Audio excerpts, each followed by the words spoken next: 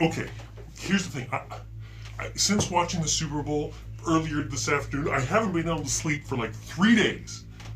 I have to disguise my identity because what I'm about to say is taking down not only a multi-million-dollar corporation that is the NFL, but also I am exposing the secrets of magicians.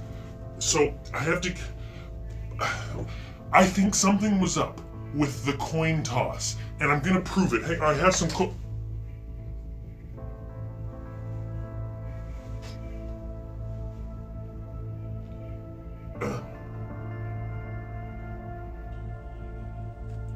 What I'm about to tell you breaks a code of ethics that I signed my name to. I'm a magician. I've been studying magic for over 25 years. You know I'm a magician because who else would hold a poker chip like this? Right? I'm about to show you a sleight of hand technique that I believe might have been employed by the referee in Super Bowl LIV 2020. He received the coin from the veteran, had it in his hand, put it into his other hand, right? And then, it could have been a different coin. Let's watch the tape. Here he is, getting the coin put into his hand. It turns into an awkward handshake, yes, but then the referee makes it more awkward still. Look at his hands. What is going on with his fingers? Has he suddenly caught arthritis? Look at the curl of his fingers. And what is this? What is happening? What is he moving from hand to hand and putting it in his pocket? What did he have that he put in his pocket? It is my belief that he had a coin secreted in his hand from the beginning. Look at the way he moves his hat, taking the brim off, adjusting the back of his hat the whole time. These two fingers awkwardly curled in, adjusting your hat. Why are the fingers curled?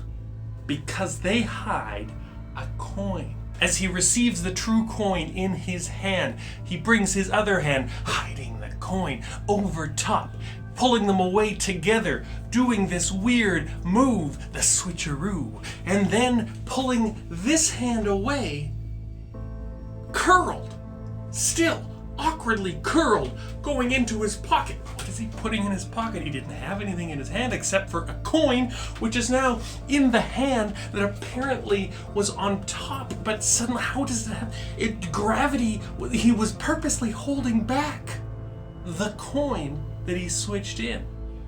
I probably wouldn't have told you this at all, except for the fact that he did such a terrible job. To take one coin and switch it for another is magic class day one. Oh sure, I was willing to give him the benefit of the doubt.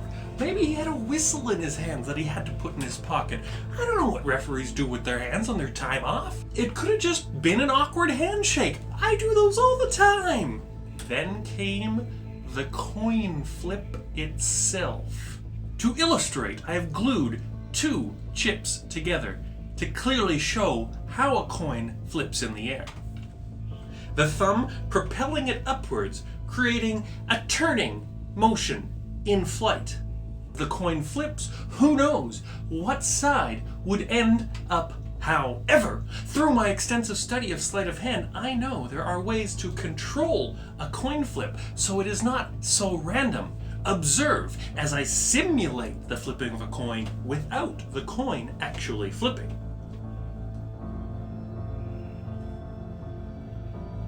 By giving the coin a slight rotary spin on the horizontal axis, it creates a gyroscope effect, whereas the coin might wobble in the air, but it'll never actually turn over.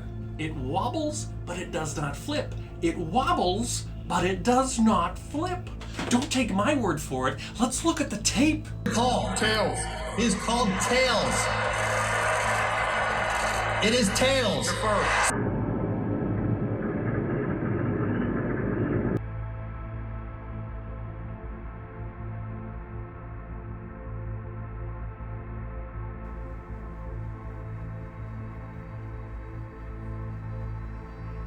Probably gonna get kicked out of the Magic Brotherhood for this. There's nothing magicians hate worse than a dishonest cheat. Maybe this is why magicians don't play sports.